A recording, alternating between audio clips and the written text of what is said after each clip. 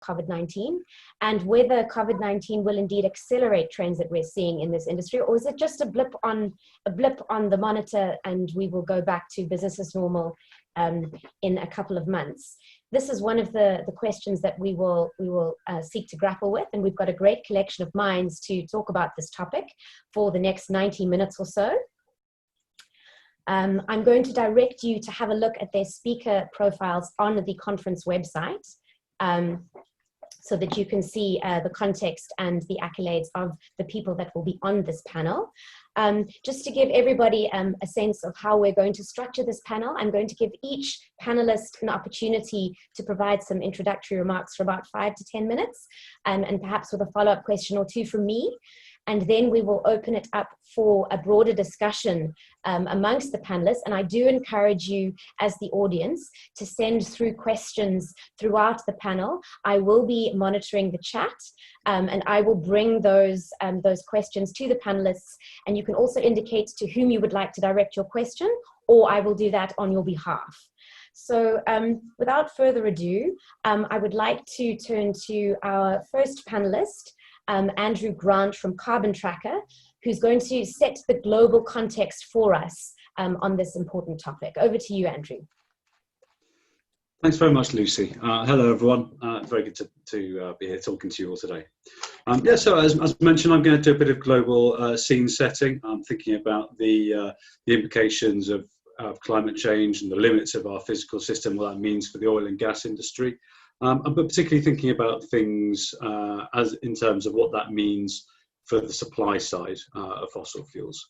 So just to start off with the fundamentals, and I won't spend too long on this, but essentially the way that climate change is driven, is based on the cumulative amount of CO2 in our atmosphere, essentially. So it's the aggregate amount of CO2 that ends up driving the ultimate amount of warming that we end up receiving. So you can look at that in two ways. You can say, well, for any given amount of CO2 that goes into the atmosphere, we know what the temperature outcome is. Or you can look at it back the other way, and you can say, okay, for a given temperature outcome, let's say we're aiming for 1.5 degrees, 2 degrees, or whatever it might be. You can then work that back and say, okay, well, here is a given amount of CO2 that we can release into the atmosphere. That's known as a carbon budget. So the implication of that, which comes straight out of the physics of our planetary system, is essentially the need to get to net zero at some point globally if we're going to stabilise warming at any level at all, whether it would be 1.5 degrees, 2 degrees, 3 degrees, 5 degrees. It doesn't matter really. At some point you have to get to net zero, because if you're still emitting carbon to the atmosphere, that amount of atmosphere the amount of carbon in the atmosphere is still going up. The temperature is still going up, so we haven't stabilised it. So clearly we can't keep doing that indefinitely. We'll either plan to get to a state of net zero, or nature will force it upon us. Hopefully it will be the former. But generally speaking, that idea of a carbon budget or net zero really fits something like a hard stop on the amount of CO2 that we can emit. And of course, given that much of the majority of our emissions our impact on the atmospheric CO2 concentration of CO2 is driven by our use of fossil fuels, that's going to mean much less use of coal, oil and gas, and the amount to which that use falls depends on whatever outcome you might assume. Now, of course, previously 2 degrees used to be the target. Then we had the Paris Agreement back in December 2015, which then introduced the idea of well below 2 degrees and aiming for 1.5 degrees. And then following on, there was a report in October 2018, published by the Intergovernmental Panel on Climate Change, which really emphasised the importance of going for 1.5 degrees because of the higher than expected or higher than previously realised damages from the physical implications of climate change at lower levels of warming. And also it emphasised the fact that most of the implications for those tend to fall particularly on developing nations. So then that leaves you with the conclusion that we're going to need to lower carbon emissions globally. The good news is, of course, that we have increasingly the political will and the means to do it with renewables and other low carbon sources of energy, or efficiency, becoming increasingly competitive in a range of different applications around the world. But what does this mean for fossil fuel producers? Well, now that ultimately ends up depending on the outcome, the temperature outcome, and the pathway that we get there. So the amount of oil and gas and coal in sanctioned projects, i.e. those that are already producing or under development, will take us to 1.5 degrees already if we don't have any CCS. However, in other scenarios, either perhaps they assume a slightly higher temperature outcome, perhaps they assume a greater degree of CCS or negative emissions. Those tend to leave a little bit of space for new oil and gas. I mean, that's not true for coal. Generally speaking, there's already more than enough coal in existing mines to take us well beyond any sort of relatively good climate outcome. But for oil and gas, there tends to be a bit of space for new production on the basis that demand declines tend to be assumed to be in the region of sort of 1-2%, that sort of era, perhaps even some near-term growth for gas out to 2025, 2030. Those reductions in demand, or even some continued moderate growth, being outpacing natural field decline. So some space for new production, but of course, much, much less new production than perhaps might have originally previously been expected. So who goes ahead with that production? Who are the ones that fill that remaining budget for fossil fuels? Well, the way we tend to look at it at Carbon Tracker is we tend to think about things on a sort of fairly pure economics 101 basis. We just assume the law of the jungle, and that the most competitive projects when it comes to competing for a smaller amount, more than enough supply, competing for a fairly small amount of demand, those projects that will be successful will be those that are the lowest cost, essentially. So it's clear that unfortunately there's more than enough production of reserves of oil, gas, and coal to take us beyond the Paris Agreement. So by way of reference, just in terms of a pure sort of fairly simple number to put on it, the carbon budget for a 1.75 degree outcome, with a 50% chance of achieving that's around about 1,000 gigatons of CO2, a little under. At the moment, we emit about 40 gigatons of CO2 a year, so it's around about 25 years worth of current emissions levels remaining before we hit that carbon budget.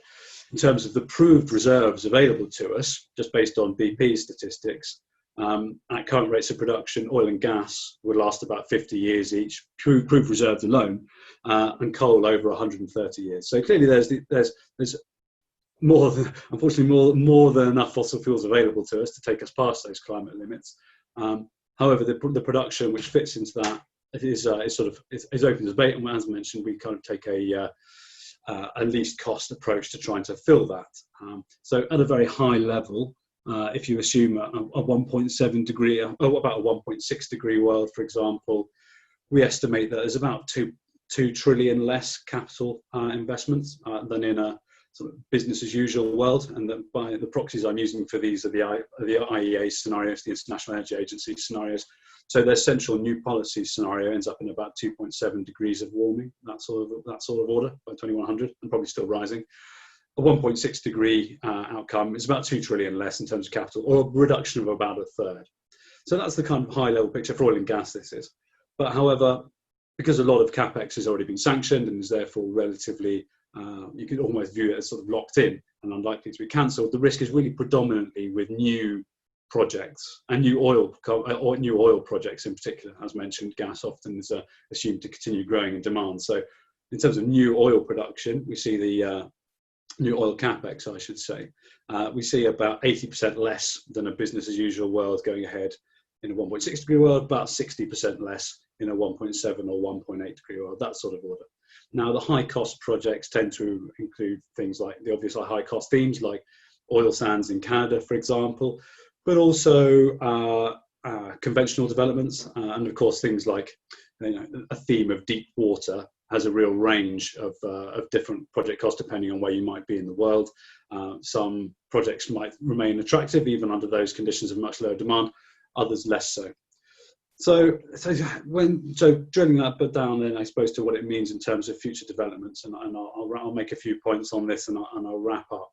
I think on the demand side, I think it's clear that there's lots of advantages to shifting to a decarbonised energy system to the extent we can. So, you've got all the advantages, things like better air quality, lower pollution, the health impacts accordingly.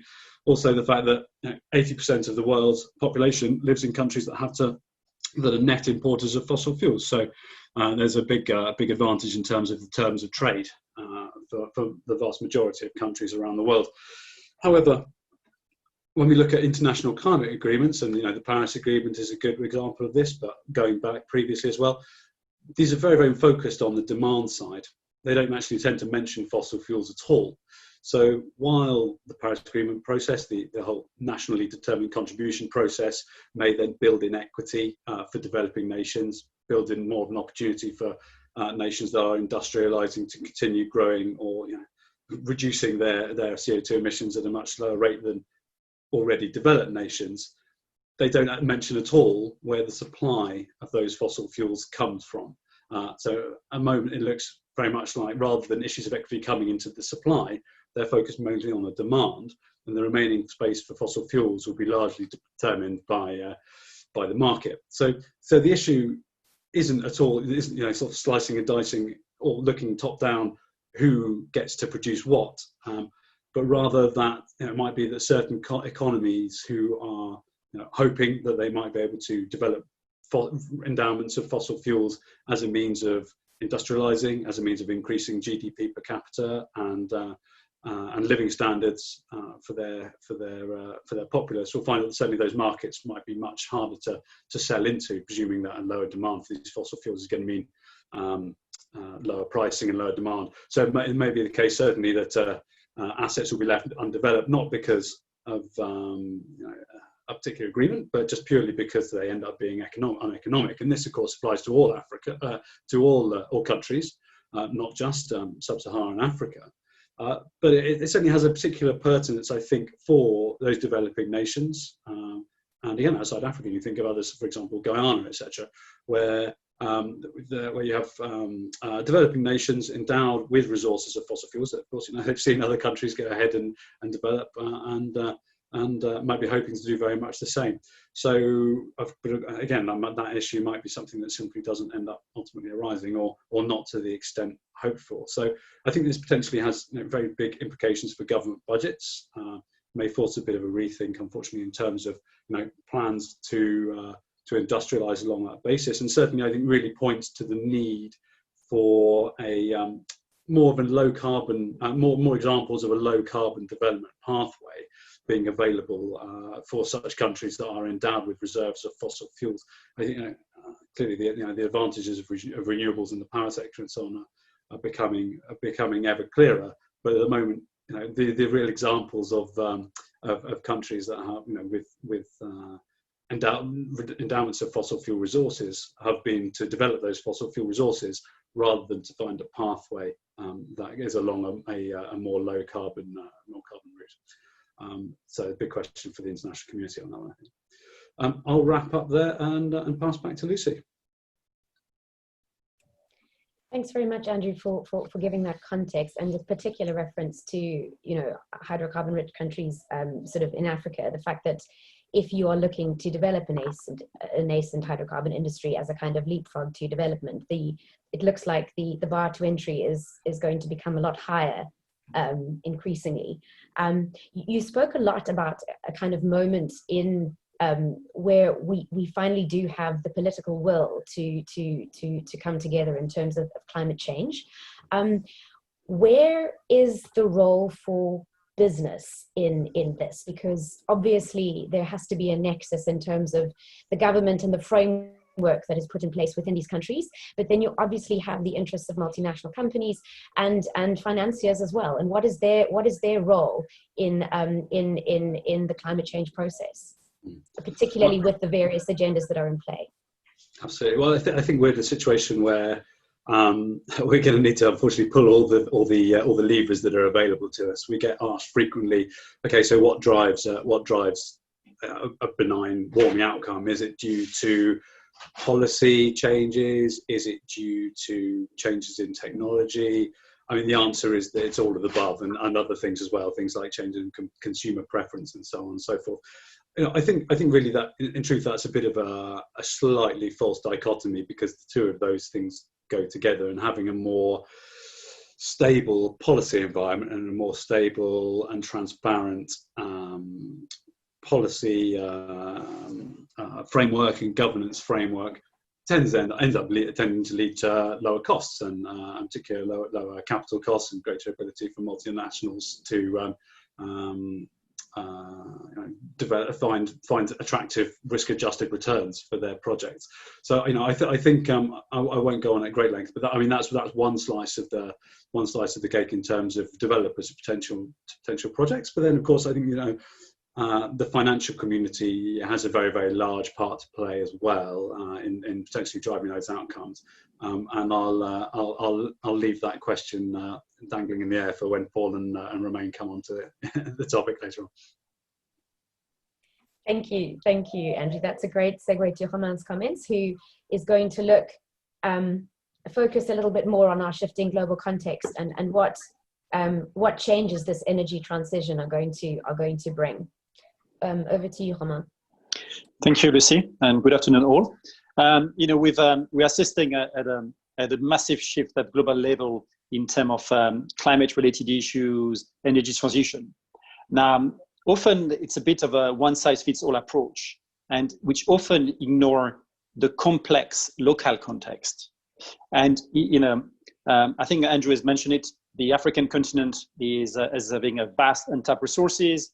Could be both solar, hydro, or gas. Now, what people often forgot is maybe the sheer size of the continent. And what I mean by that is 30 million square kilometers, which is a combined size of India plus China plus US and most of Europe. And the way you look at it, at a continent that vast, you need to think differently than what you will apply maybe to Europe, which is a much more shorter landmass. Now, Africa is also having 54 countries with different level of energy intensity, different level of population density, and sometimes some economies are very small, so they don't have the same ability to develop than others. And keeping in mind, coming back, Africa is the continent with the largest number of landlocked countries, with long distances in between markets or point of generation and production. So I take often an example. In East Africa, one of the most famous wind farm is having a very low cost of generation, one of the lowest. But if you look from a user standpoint, suddenly the cost double, because you had to build a 500-kilometer transmission line. So the cost of land expropriation and transmission line suddenly make this source of very cheap and clean energy very expensive from the user standpoint. And often people are not looking at the full value chain, and they're just focusing on trying to, to replicate something we've seen. Just think, in Africa, there is a number of capital or economic centers which are 500 kilometers away or more from the port. There is not that many in Europe.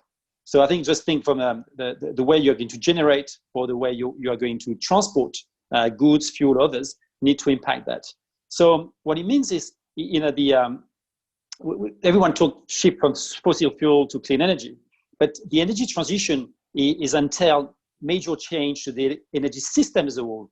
And that includes decentralized power, which is very much an African context, and also cooling.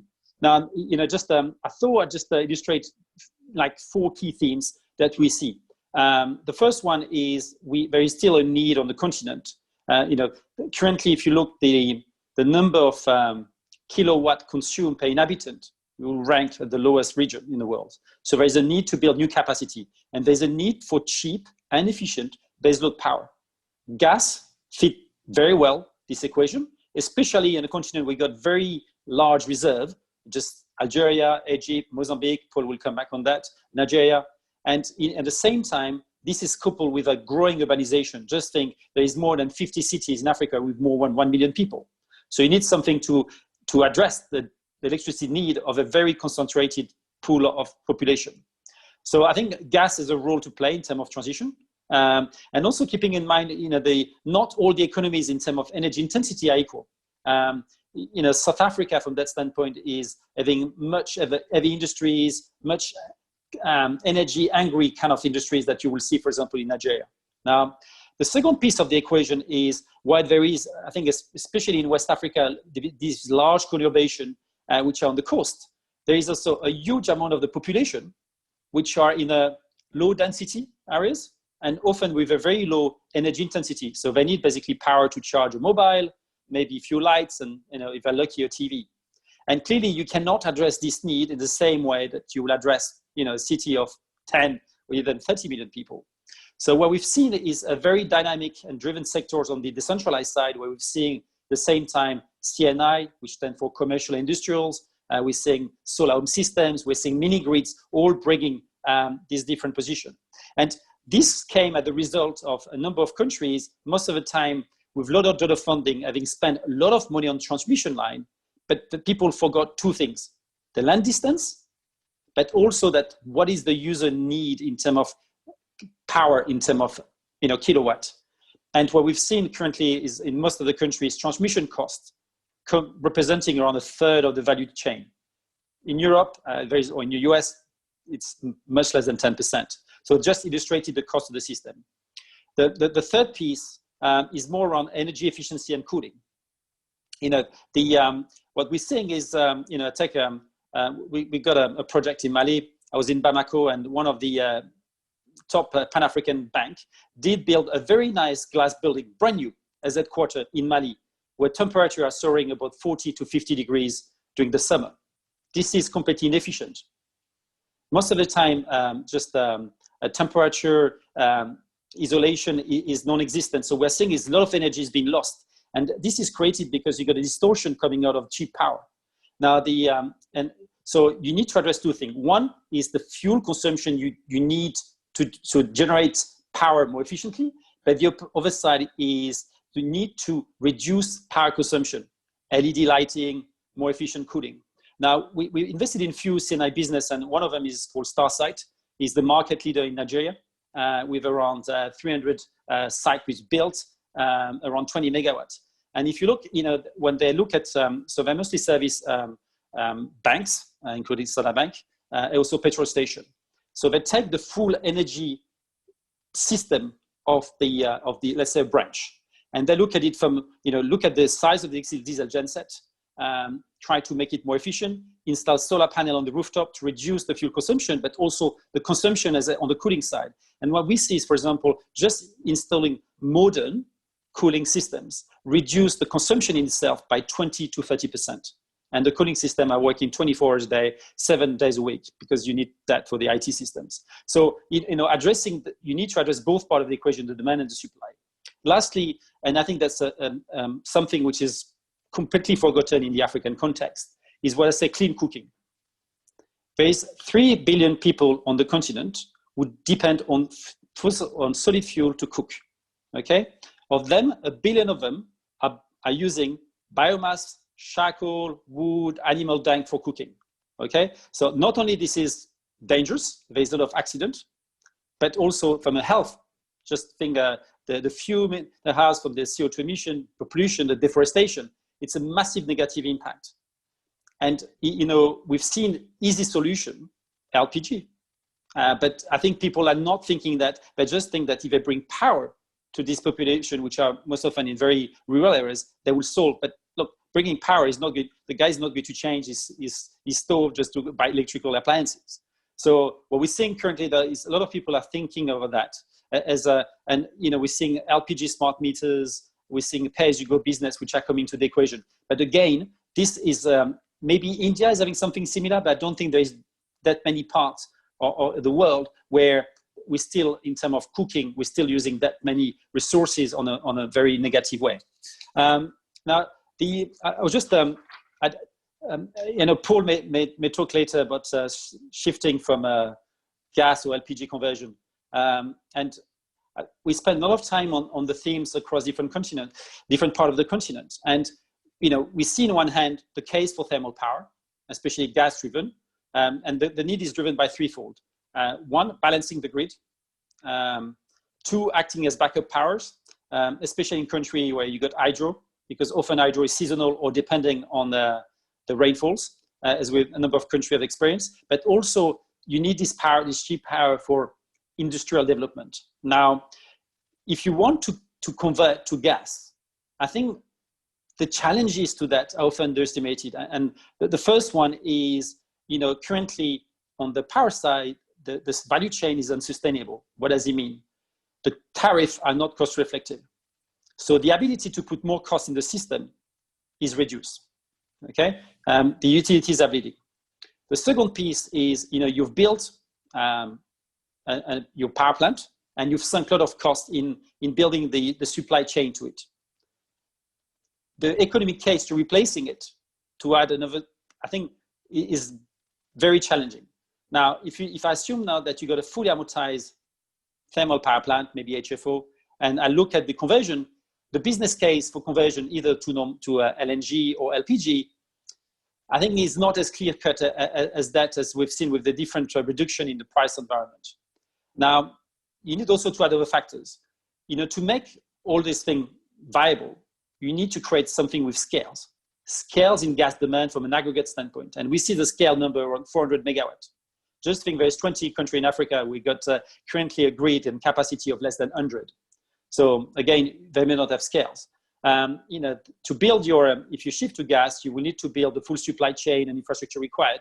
Again, over cost in the systems. And also, most likely, new plant, new transmission line, and others, again, new cost in the systems. So I think you're coming on a very, it's becoming quite challenging. And I think outside of West Africa, we don't see really other countries being, maybe Mozambique, but I think it's a challenging equation. And, I think what we're seeing also is people are not thinking, why do they need the power? And that's why we're talking about capacity, demand, frequency. Often there is a peak load in the morning when people wake up and in the evening when people go back home. But you don't build new capacity to just address the peak if it's massively on that. And I think people, the way they think about it is very much you're coming from an industrialized nation where the peak is less pronounced because the biggest of your demand is your industries, which is just pretty flat into that, working 24 hours a day.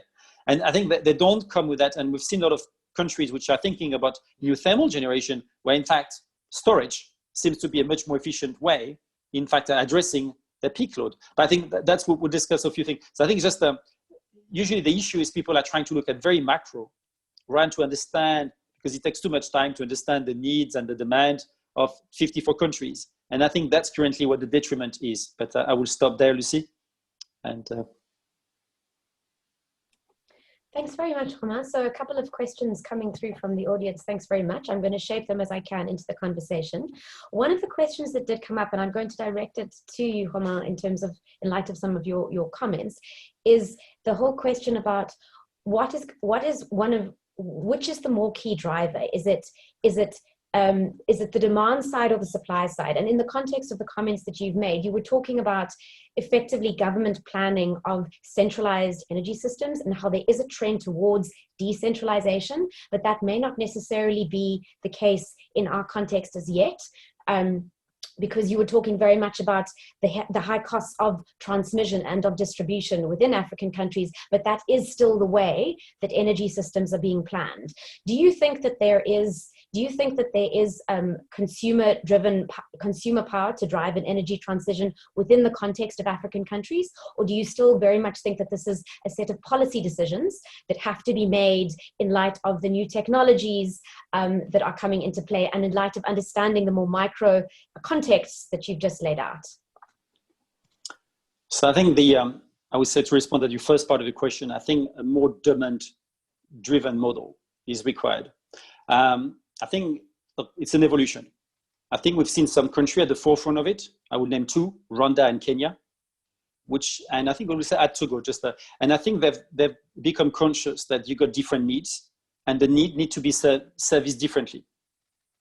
And these three countries are having a massive off-grid program, which is to cater more the rural areas into that. So they're tackling it slightly different ways, but they recognize that the need is different and they need to tackle, if they want to tackle it efficiently, they can just build transmission line and distribution line to connect these people.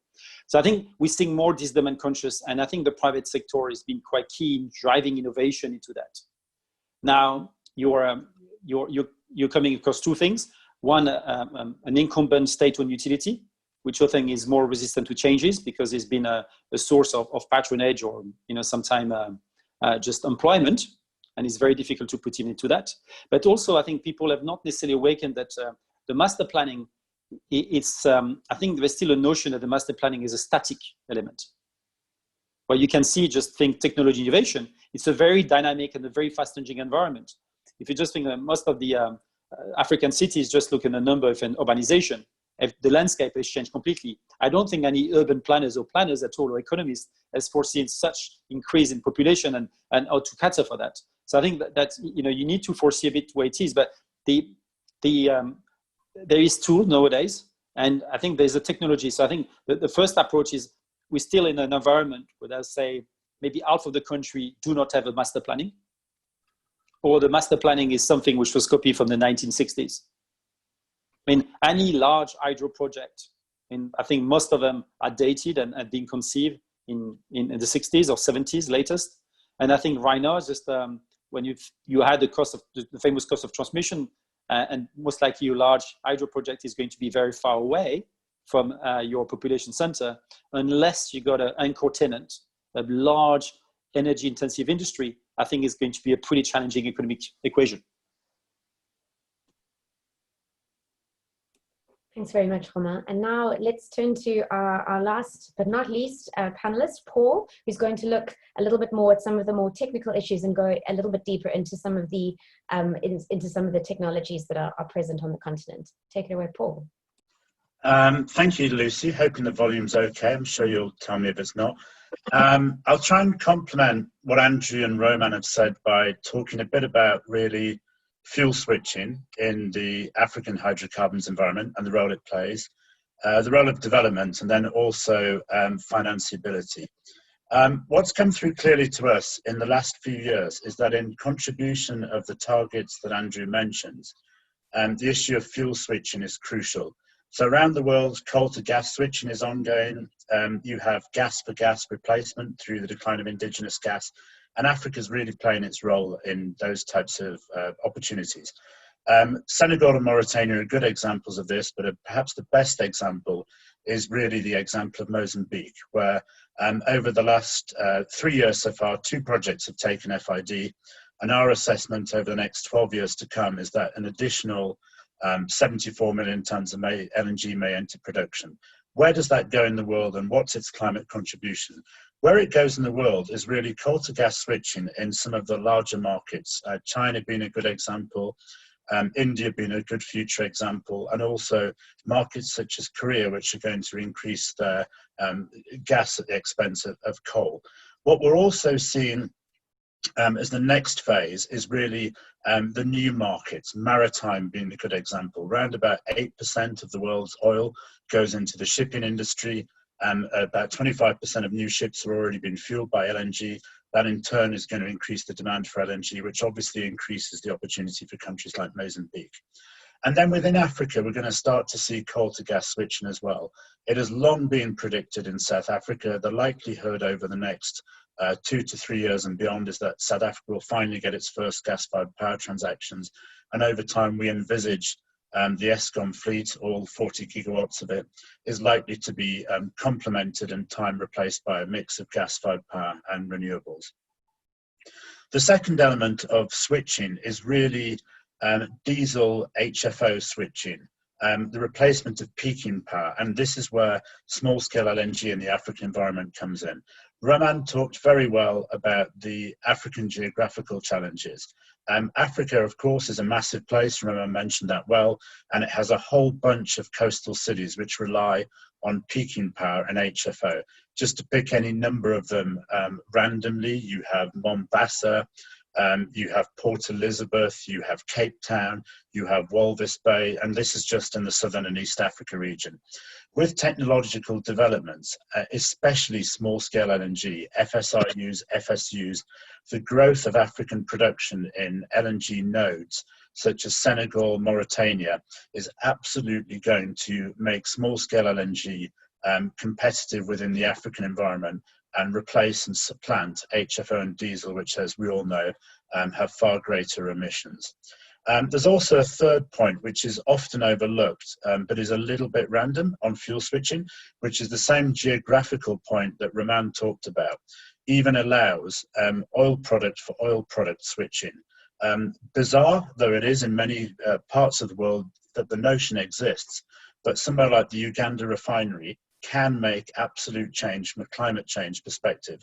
Because even though the emissions from the refinery itself are going up in the air in Uganda as opposed to Saudi Arabia, by producing the products in Uganda as opposed to Saudi Arabia, you save on the emissions from the shipping distance and then the land transportation in between the two. The second point, just to talk about briefly, is the African development imperative and the need to extract hydrocarbons in as cleaner energy friendly manner as possible. I like to use the examples of GDP per capita, and really this ties to the heart of equity and morality about developing hydrocarbons in place A as opposed to place B. If you just use one random example, Sweden's GDP per capita in 2018 was 54,000 US dollars per head. Mozambique's GDP per capita in 2018 was $387. I think one can argue that just as a matter of ethics and morality, a country such as Mozambique should be allowed to develop its hydrocarbons, especially if the goal of those hydrocarbons is to promote cleaner energy around the world, from coal to gas switching, among others. And then just the third point is really around financiability in the African environment. Comments are often made around how certain elements of hydrocarbons are unfinanceable or less financeable, coal being the obvious example. Even in the African environment, that has been challenging because there are very clear and manifest energy alternatives such as gas. And within Africa, we have continued to see that gas, and especially gas export projects, which, as I've mentioned, will unlock regional gas sales, are highly financeable. Just 3 years ago, the Coral FLNG project raised $4.7 billion of debt and was Africa's largest ever project financing. It's generally becoming known in the public domain that the Mozambique LNG financing has closed its syndication, raising over $14 billion of debt, and will sign this month. And certainly my institution and Lucy's, among others, are in that financing. And I think the landmark of that financing is not just the sheer scale, the $14 billion. It's pretty much a financing that's the same size as the GDP of the underlying country, Mozambique itself, and the use of proceeds of those funds is producing cleaner energy that will be sold around the world. Not just in Asia, which is the core of global LNG, but to also Europe itself, to replace its own indigenous gas supplies that in turn promote cleaner energy. So I'll pause there and hand back to Lucy. Thanks very much, Paul. There are a couple of questions that have come through. One of them, I'm going to sort of, some of them are in similar themes. So I'm going to group this one together and expand it a little bit.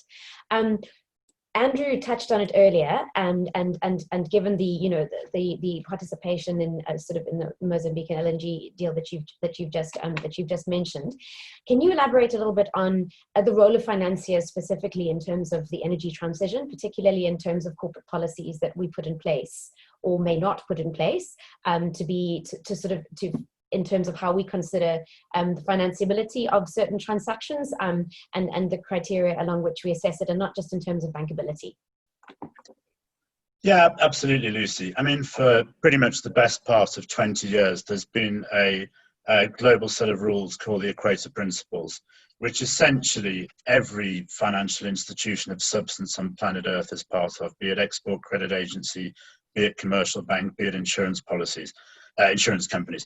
And those principles are in place for every single project finance transaction that banks such as ourselves or insurance companies such as the one who partly own Roman's firm or your own firm apply to.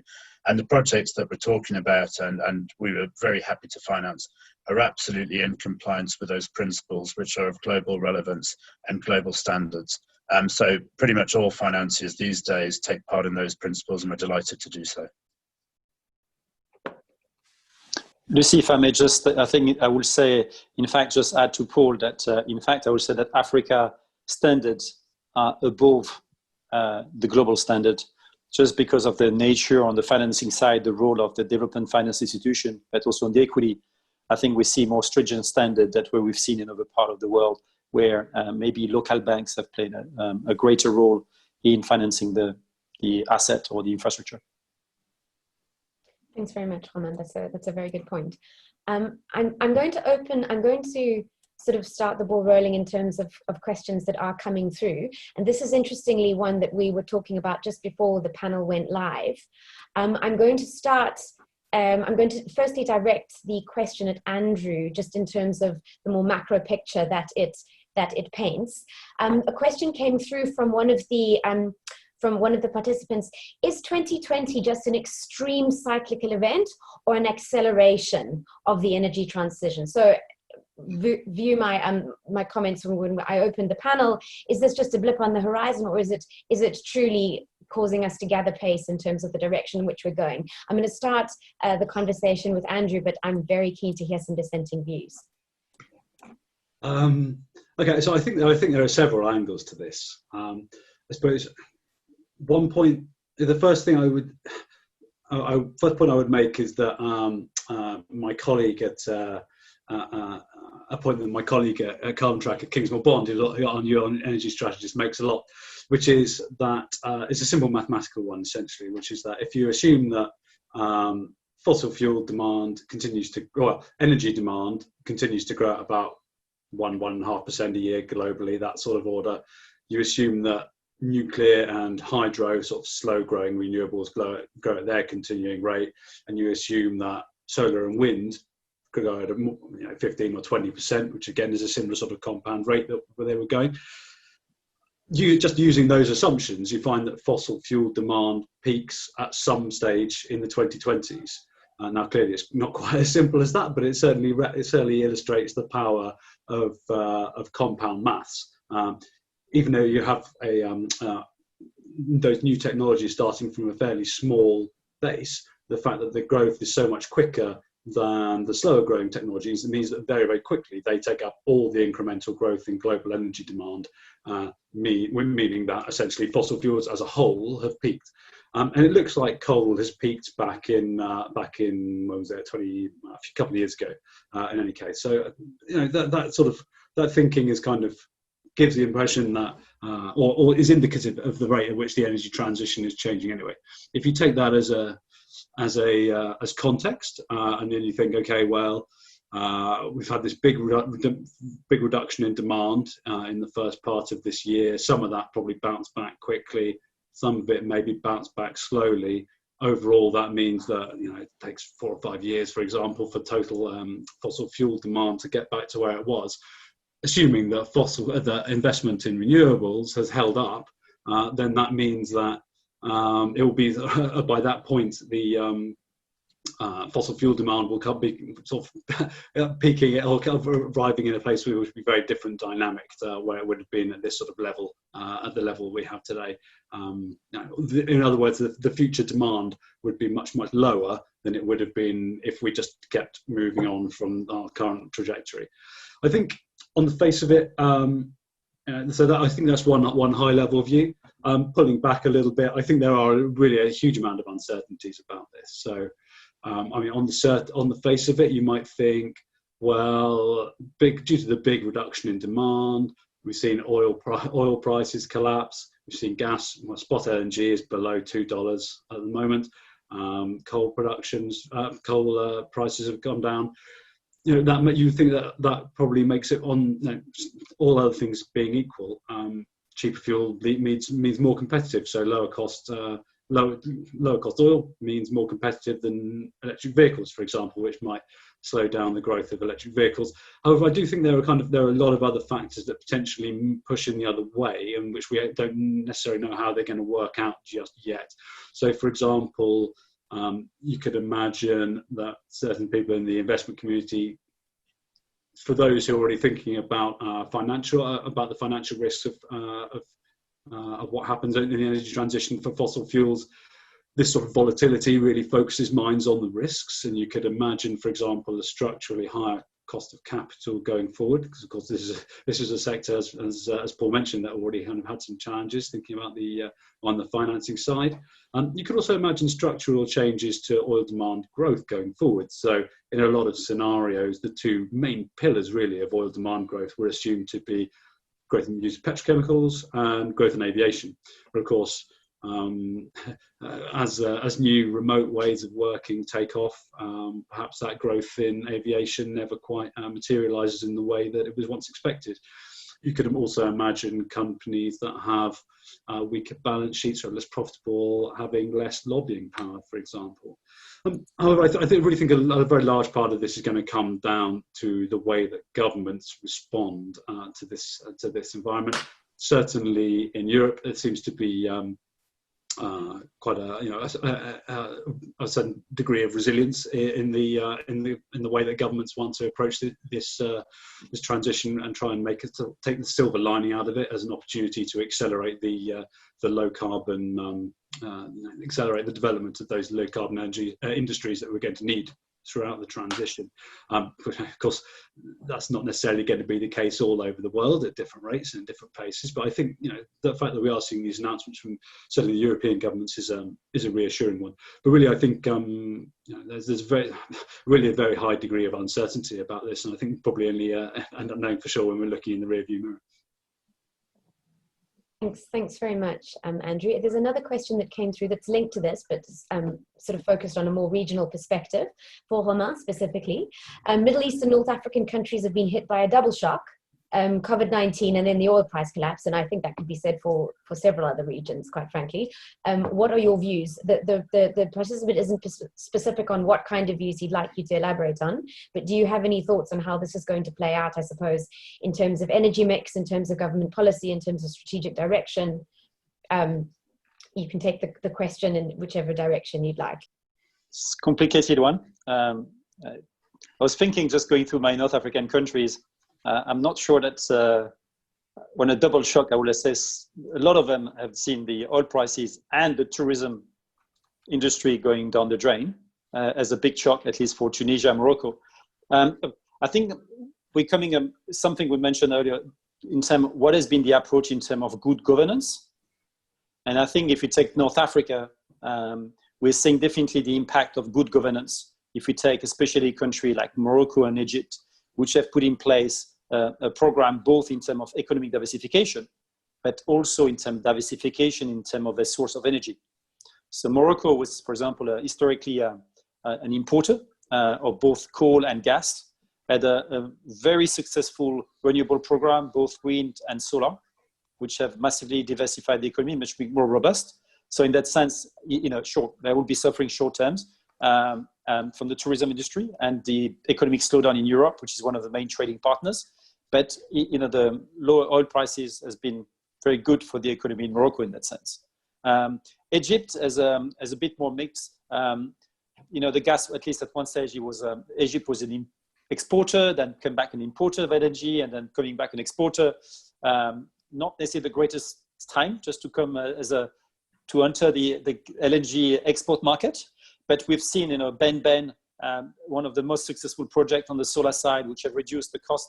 So I think we've seen from that, again, very good diversification on the economic side, but also a building of renewable projects across Egypt, which have definitely put on the map. I think we're talking 5 gigawatts, which have been built. It's simple. Egypt in 3 years have delivered more power capacity than the rest of the continent in 10 years. A mix of 15 gigawatts of gas-fired plant, 5 gigawatts of renewables. So I think just you can see the mix has been, from that angle, they've been moving in the right way. I think just I wanted to say something just often the way the conversation, and I was just listening to Andrew, you ask a question and I was like thinking, it's quite interesting in a sense when we are talking climate change, the main assumption is power generation is your main culprit.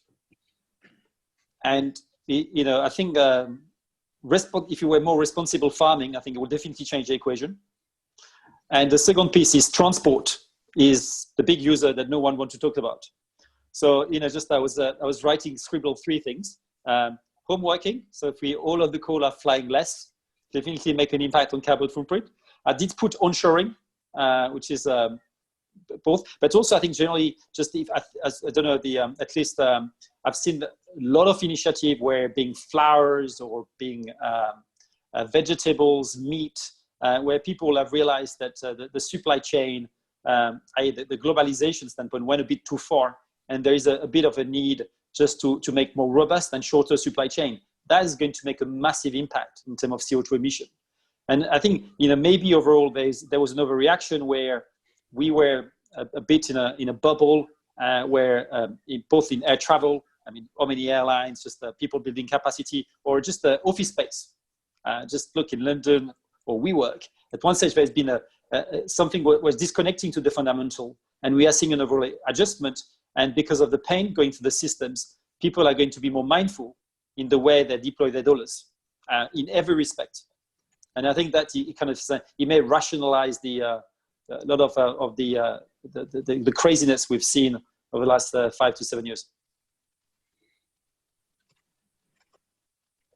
I think that's a very good point. I think that this crisis, I mean, taking away what has happened within the context of oil and gas specifically, it's caused us to rethink enormous aspects of our lives, because we as consumers are as guilty of carbon footprints and climate change as the big producers. So it's definitely in terms of the supply chain and how that is going to roll out in sort of, how our mindset around that is going to change in the time to come is definitely something to think about. Just to pick up on something that you were talking about in your last comments, Romain, just in terms of how we think about sort of how financiers consider, where to put their money and what kind of investment. There was a question that came through, and I'm going to direct this at Paul, talking about the energy transition demands new business models. What are your views? I mean, I think we can possibly talk about how you see capital structures changing, perhaps how you see business participation happening, or various sort of community participation. I mean, I think this question can be answered in a number of ways. So if you'd like to share your thoughts on that. Yeah, I mean, Andrew's clearly more expert on the global side, and Romain on the equity side. So I can give you a sort of bank view, and really from the African lens. I think the critical issue is really around development in Africa, because if you just look at a COVID example, it does look as if COVID is not going to affect Africa badly because of the age of its population, but it easily could have done. And had it done so, then Africa has less ability than anybody else to fund the medical costs that have been incurred by a lot of the Northern Hemisphere, among others. So what's crucial really is to focus on developments. And I've given you the example already about how Sweden's GDP per capita is 109 times that of Mozambique. And it does seem a simple matter of morality that Mozambique should be allowed to develop.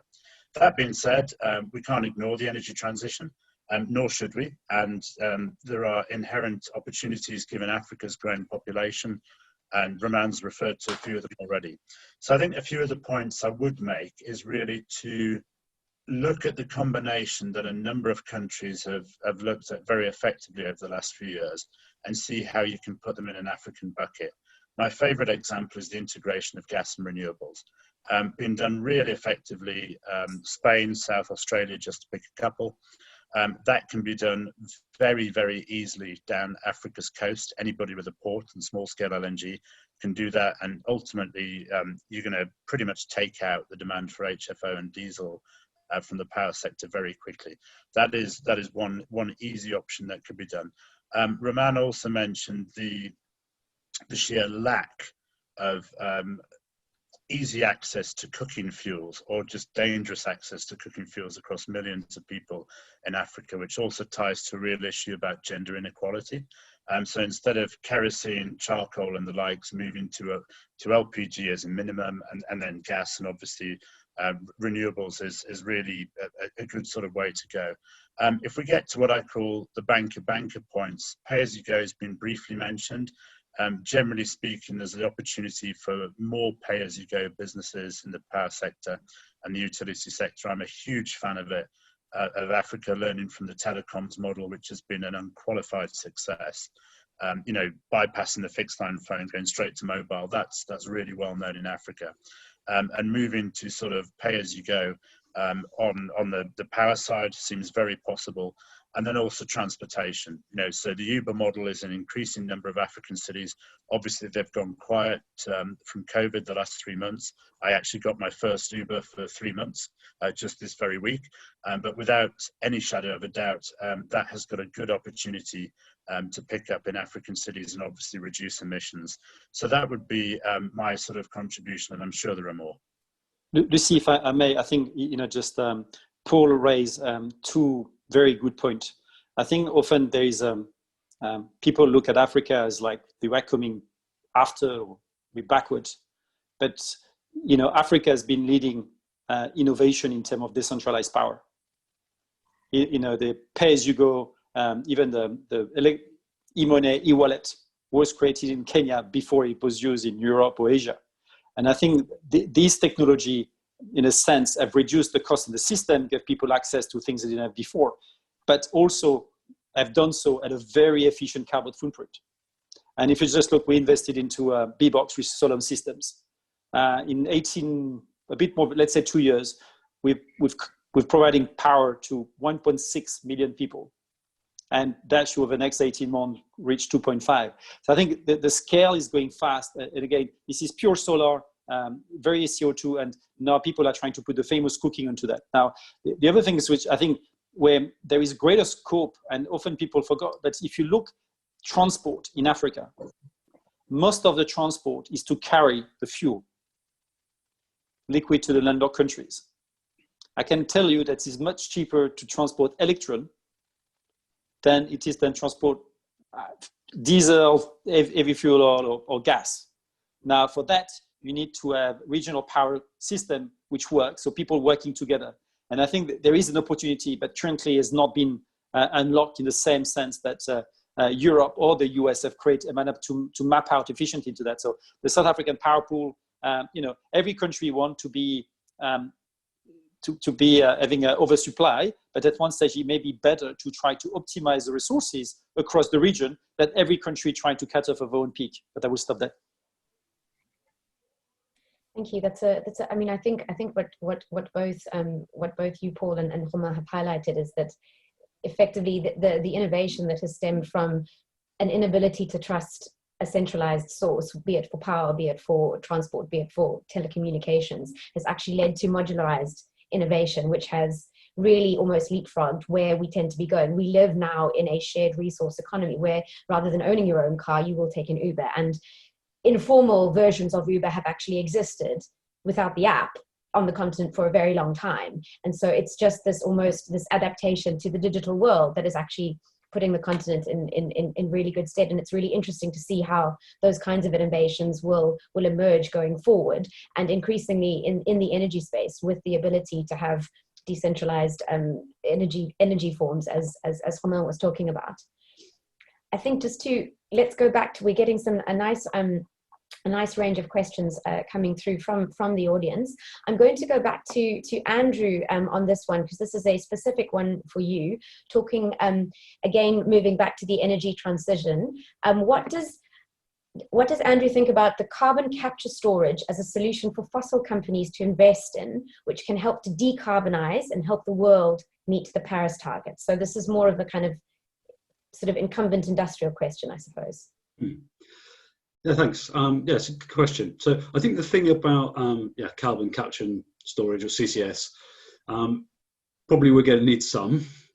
So as I mentioned previously, we're going to need to get to net zero globally, net zero emissions, in order to stabilize the temperature at any level. So that's really a matter of when rather than if. And of course, the important thing in that is the net basis. So if we assume that there are some positive source of emissions, then we're probably going to need to offset that elsewhere. And you can imagine things like, for example, cement manufacturer or long-haul aviation, things like that, that are going to be very difficult to decarbonise fully.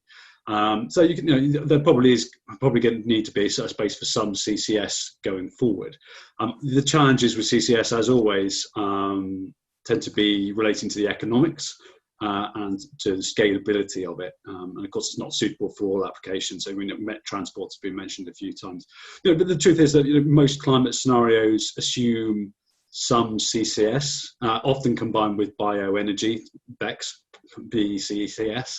Of course, unfortunately, basically the advantage of combining CCS and bioenergy is it enables you to make great, genuine negative emissions. Essentially, if you grow a tree, burn the tree, capture that carbon from the atmosphere and sequester it, then you have you've effectively drawn down CO2 from the environment. However, as I mentioned, these are frequently used in some sort of in many climate scenarios, but the rate at which they're frequently assumed to go ahead is probably what you describe as daunting.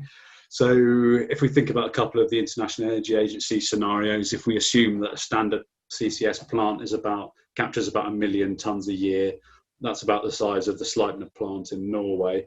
The IEA's beyond 2 degrees scenario, we reckon that's about 1.6 degrees. That's got a CCS plant of that size being built on average about 5 a week from now on into 2040s. The IEA's SDS scenario, which is more like 1.7, 1.8, that's got a CCS plant of that size being built about 1 every other day for the next 20 odd years on average. And crucially, even though you've got CCS being built out at that speed, which is is going to be clearly a very significant challenge, you still have supply and demand for oil, gas, and particularly coal falling. So in both those scenarios, you've got gas peaking in sort of 2025 or 2030, depending on the particular scenario. You've got oil falling at 1 or even over 2% a year, and in the 1.6 degree scenario, you've got coal falling at over 5% a year. So I mean, that's not to say that the point I make about the speed of CCS being rolled out in those scenarios isn't necessarily to make the point that they're unrealistic, although clearly difficult. The point is more that to point out the fact the challenge. So although CCS is going to be important, it's not in any way a get out of free card. Unfortunately, get out of jail free card. Unfortunately, it's impossible or extremely unlikely for us to be able to have a good climate outcome and continue to be able to grow oil, gas, and coal use. There simply seems to be no way around that, unfortunately, even with CCS use. Thanks very much, Andrew. I mean, linked to that, there's another question that came through talking specifically about the international oil companies that have focused on diversification and adaptation, but what are the challenges for them? And are they taking a long-term view to invest in zero carbon technology? So obviously CCS would have potentially have been one of them, but given sort of the pressures that they might have from stakeholders and from the community at large, what are the other routes that they are potentially following in terms of carbon footprint reduction? I'll direct that to Romain first, and then have a word from Paul.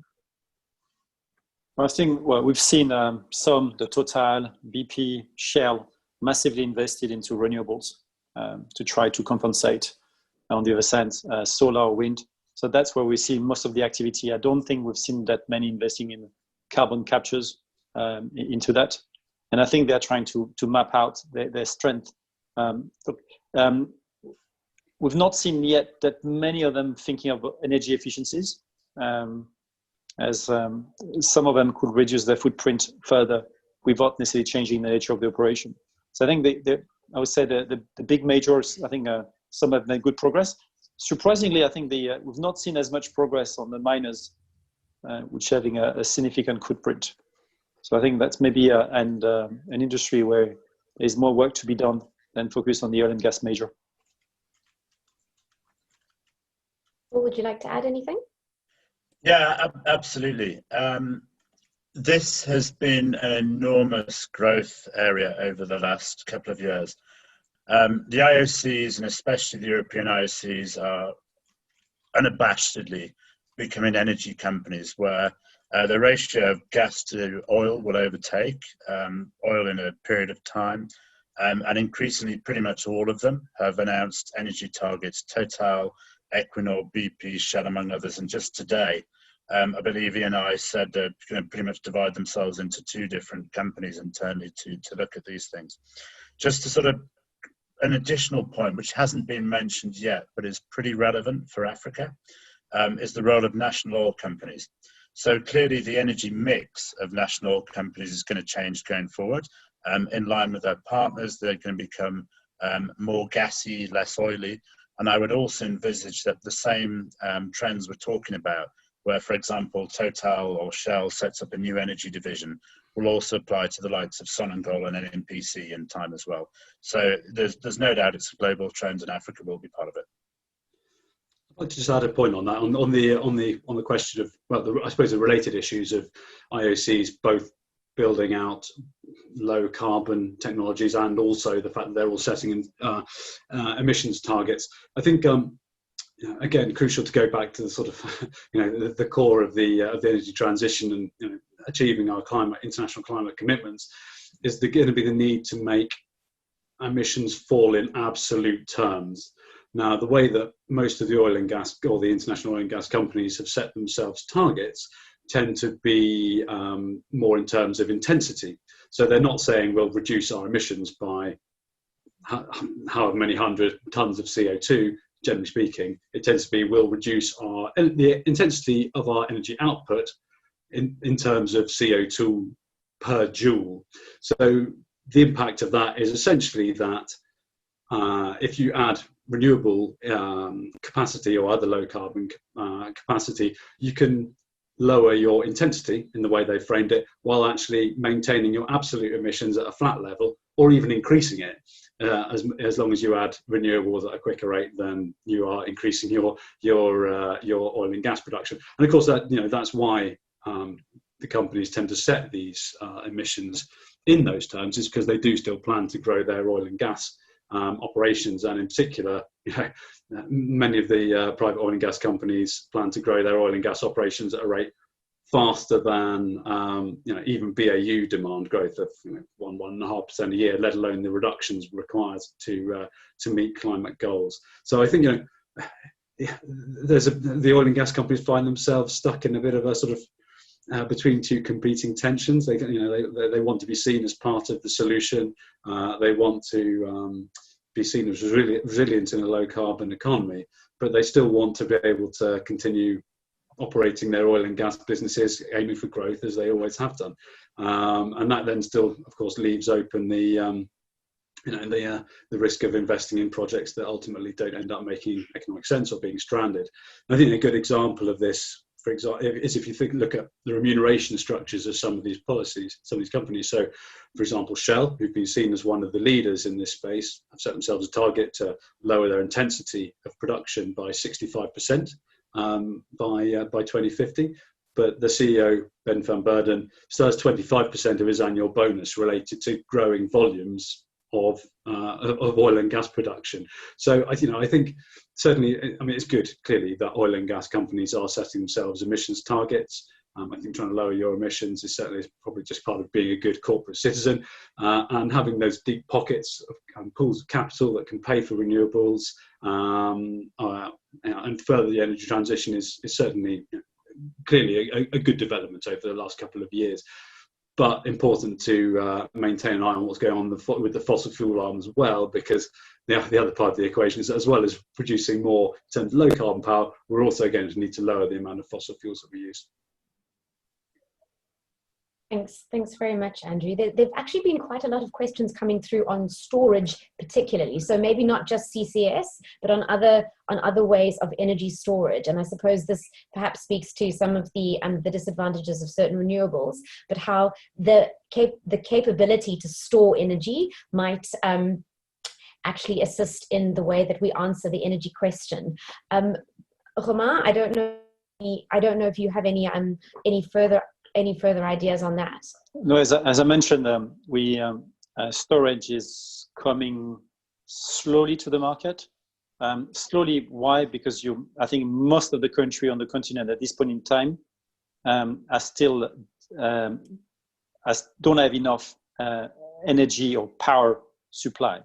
So to the extent, so they're undersupplied as a market. I think the country, we're seeing Kenya, for example, and South Africa, where there is a real case for battery storage, just because you're in oversupply and you need to manage the intermittency or the intermittent power coming from renewable energy, and especially at a time where, for example, if you say in South Africa, wind power tend to be quite well in terms of the two peaks, so early morning, late evening. And I think it's just you need to balance the system. So I think that's slowly coming. North Africa may be next, but I think you need to understand that's not going to be the solution in a country where just the supply is just not sufficient into that. I think and it doesn't necessarily help you if your grid does not work.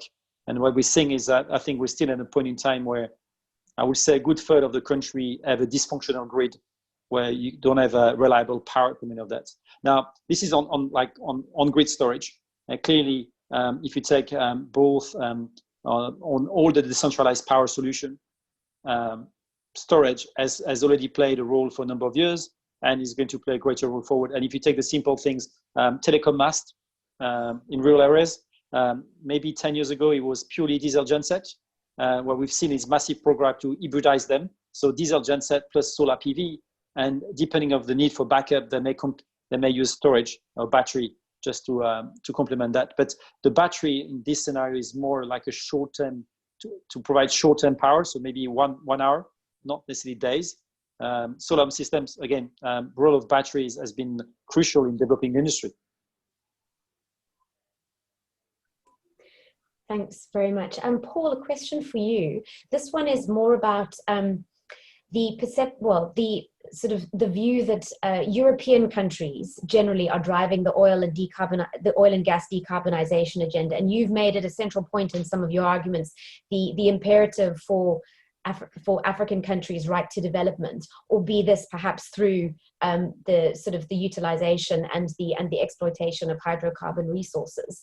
How do you see this playing out in terms of a global agenda and how the future of oil and gas will develop going forward? Well, I mean, the global points that Andrew made are unarguable. They're factual, and that's what the world is implementing. But from a simple hydrocarbons perspective, and let's just pick on the Europeans because you mentioned it, of which I am one. A lot of the European markets who developed their resources in the 60s and 70s, good examples being UK and the Netherlands, are organically running down until there is such a time as net hydrocarbons reductions in demand.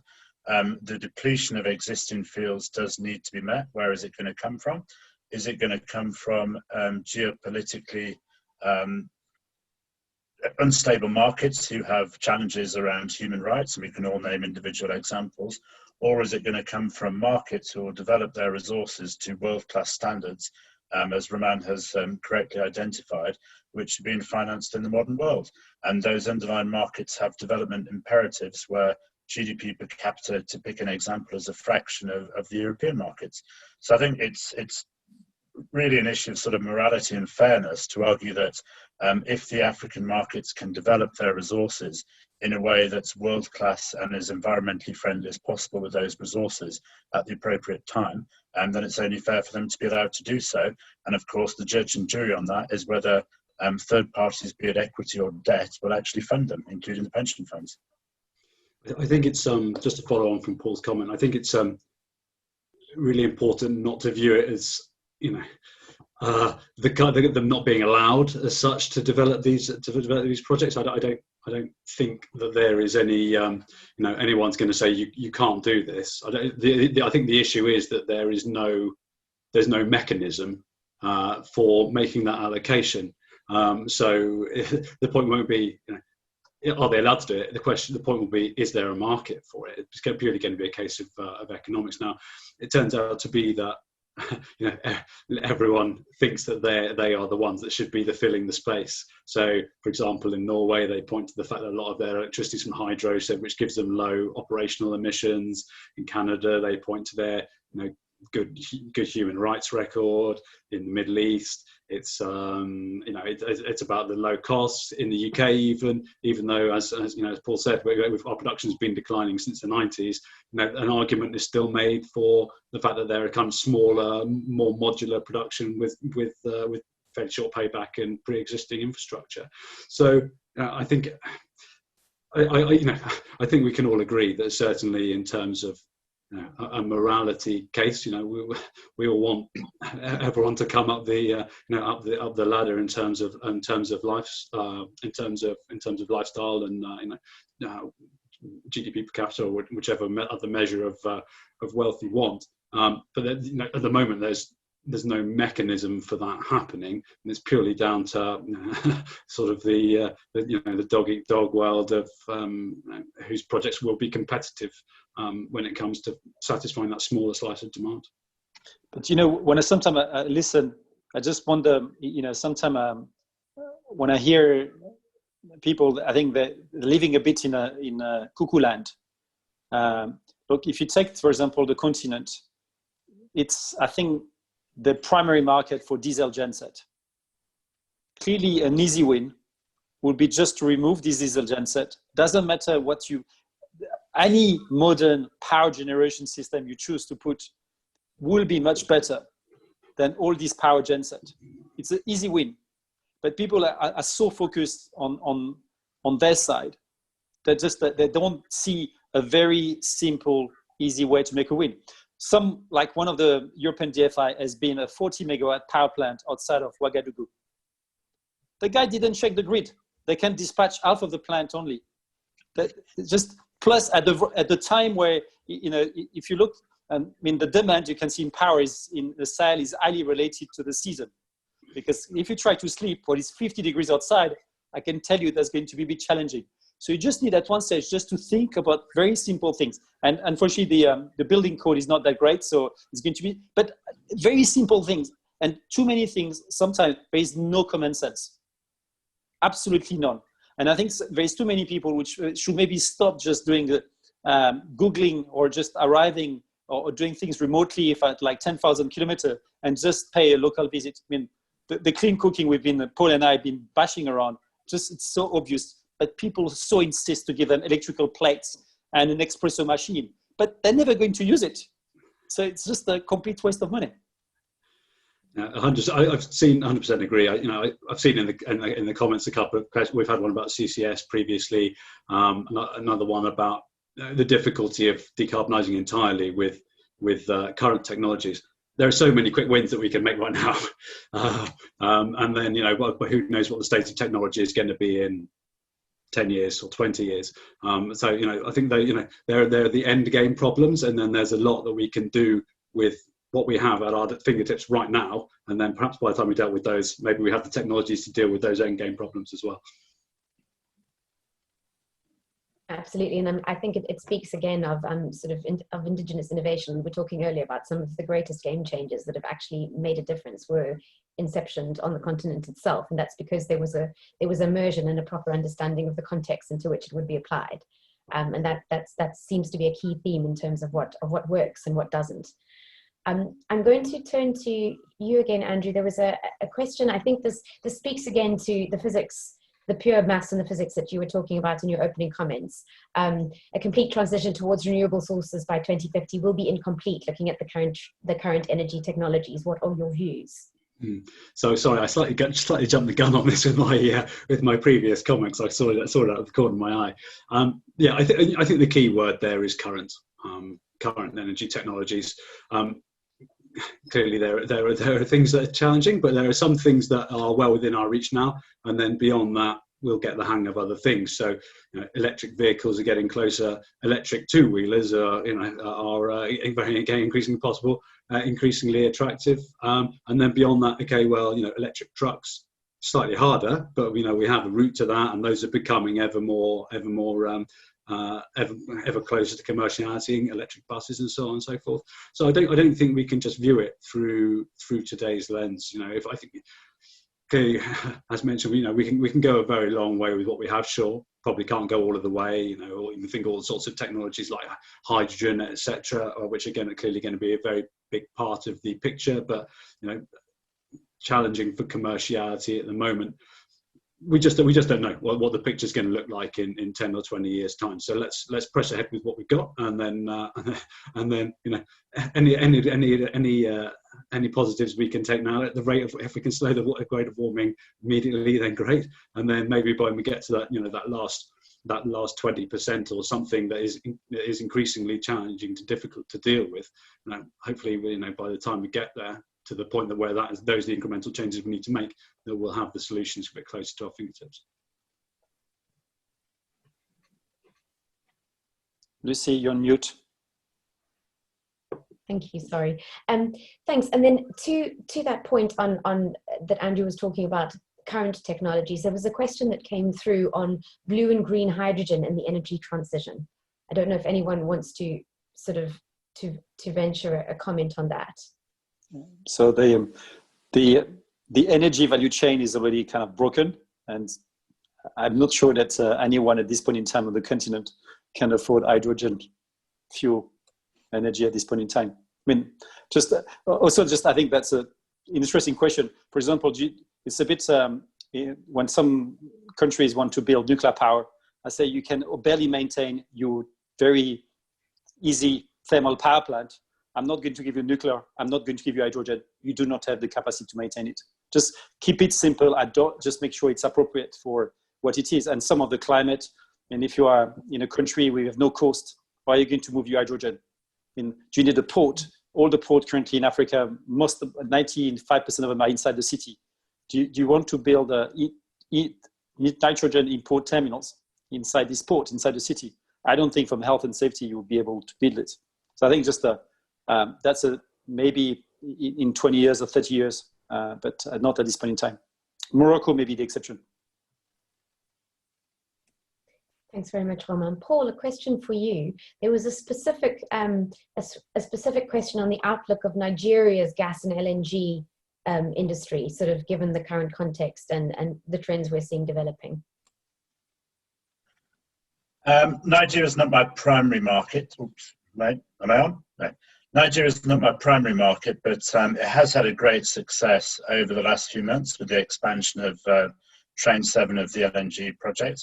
The great target of Nigerian gas and power has really been the integration of the two, the reduction in diesel gensets that Romain's just mentioned, grid-connected cleaner energy integrated with renewables. It's going to take some time. Localized progress is being made by certain companies in a few places. But in order to really push on, it's going to need the construction of effective business models that reflect the Nigerian environment. What I would say, though, is that it is possible. So projects in slightly different sectors, which have been mooted for a long, long time, for argument's sake, the Dangote refinery, are making real progress and should be completed within 2-3 years. So if that can be possible on the refinery downstream side, there is still potential for gas to power. And I would just add to Paul this, we're seeing relatively rapid movement on the use of gas within the local environment, being for power generation, but also on the industrial side, and also even on the transportation side, where we see LPG fuel trucks moving goods into the country. So that I think that's a good illustration, or you can use your own gas to power your economy.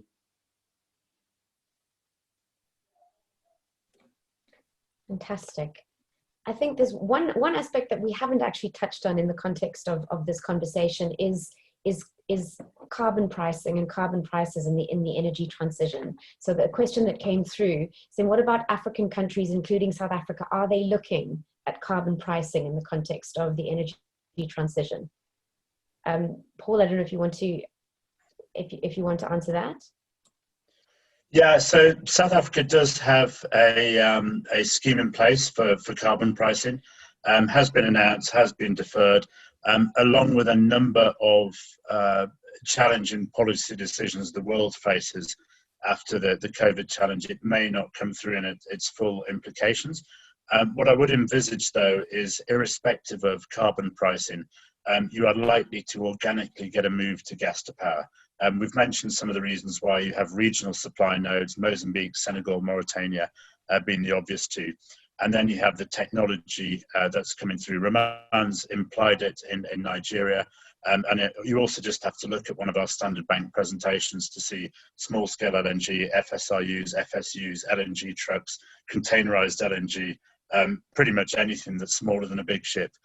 They're all starting to move to Africa, and the coastal locations in particular will move towards that, irrespective of carbon pricing.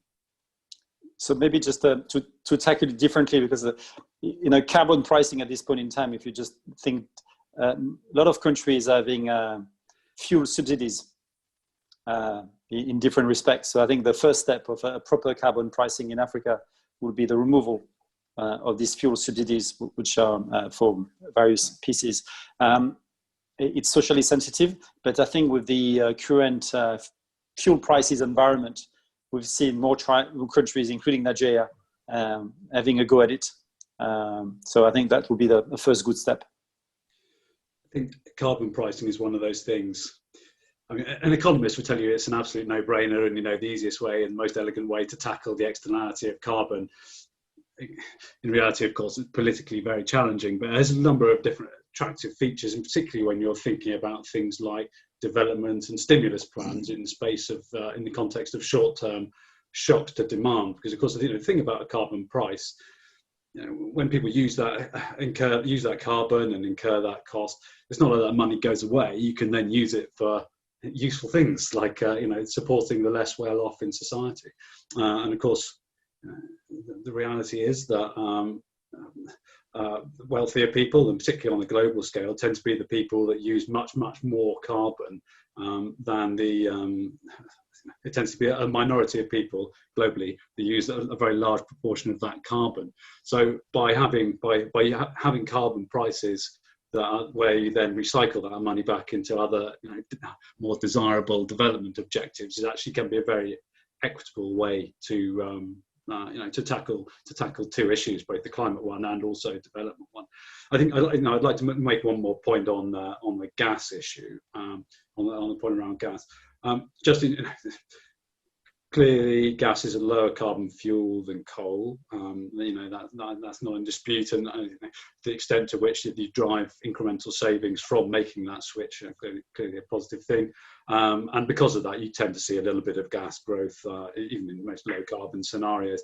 I think the point to make, though, and particularly with many of the IOC saying, don't worry, we'll switch to gas, is that, of course, it's still a fossil fuel and it still has limits on the amount we can use if we're going to get to net zero. So just to put some numbers on it, again, the IEA's kind of central decarbonisation scenario, which is about 1.7 to 1.8 degrees, 50% chance of that. It's got CCS in it. Is that well below 2 degrees for Paris? And you may be just about. In that scenario, the grid carbon intensity globally, on average, gets to about 70 grams of CO2 per kilowatt hour. Overall on average. The current global gas fleet is about 440 grams of CO2 per kilowatt hour, and even a brand new CCGT is about 350 probably. So if we just shift wholesale from coal to gas, we still miss targets by a very, very long way. So I think clearly gas has a place in the transition, but it gets called a bridge fuel a lot. That bridge clearly needs to have an end point in sight and be reasonably short. And Andrew, if you were removing plastic altogether, what would be the impact?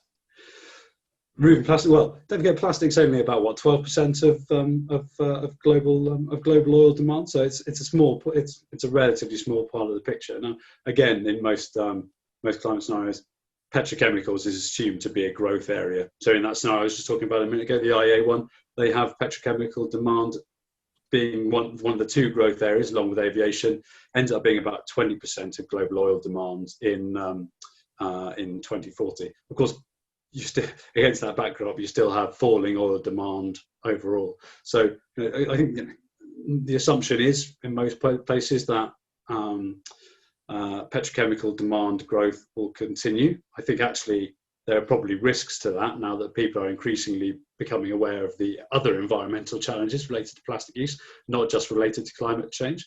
But it's not going to be the saviour as an oil sector as a whole.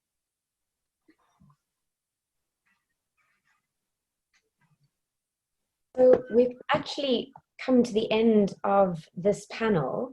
And I'd really like to thank the participants for their time in discussing a broad range of topics within the umbrella of the future of oil and gas. I think what's very, very clear is, although we are seeing an energy transition in play, this is very much a very much a complex issue. And a colleague of mine referred to the need to start now casting. It's actually, there is too much uncertainty to be able to predict what the world is going to look like in the next 6 months. We have to be okay with trying to understand what next week is going to look like, and understanding the dynamic interplay between what happens in the next couple of weeks and how that will affect an outcome in the time to come. I think we've covered a broad range of issues in terms of various developments within the industry, how this applies specifically to the African continent, and the trade-off in terms of the need to develop hydrocarbons for developmental imperatives, but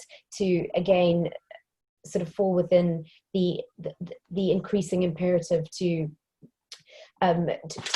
comply with climate change, and climate transition imperatives. I wanted to give an opportunity to each of the panelists to perhaps end with a closing thought in terms of any last impressions or last comments that they'd like to make, and then I will close this panel. Let's start with you, Paul. Thank you very much for the opportunity to discuss the issues around Africa and oil and gas in the current environment, and look forward to continued discussions. Thanks so much, Romain. Any further comments? I think, historically, energy transition has been driven by policy. I wonder if it's not time maybe for the average person to drive the changes in a direction which makes sense for everyone, and having a bit less of a top-down approach. Yeah, again, really echo your echo everyone's echo my thanks. Echo Paul's thanks. Thanks very much for inviting us. It's been a good discussion. I think really a lot to dwell on, particularly the importance of things like local conditions and the importance of system change. Thanks very much. I think that comment about Romain in terms of one's individual responsibility, there have been a lot of questions coming through in terms of the power of the consumer to change, and whether it is larger than perhaps the supply side of the equation. The increasing realization that this is a complex ecosystemic issue, but also the fact that there are individual levers that can be pulled, and the collective responsibility that we have. This is not a government issue or an industry issue. It is something that we are all part of, and that we have a part to play in. So thank you once again to all of those who participated. Thank you very much for the audience participation as well, for keeping the conversation going, and have a very good evening and a wonderful weekend. Thank you. Goodbye.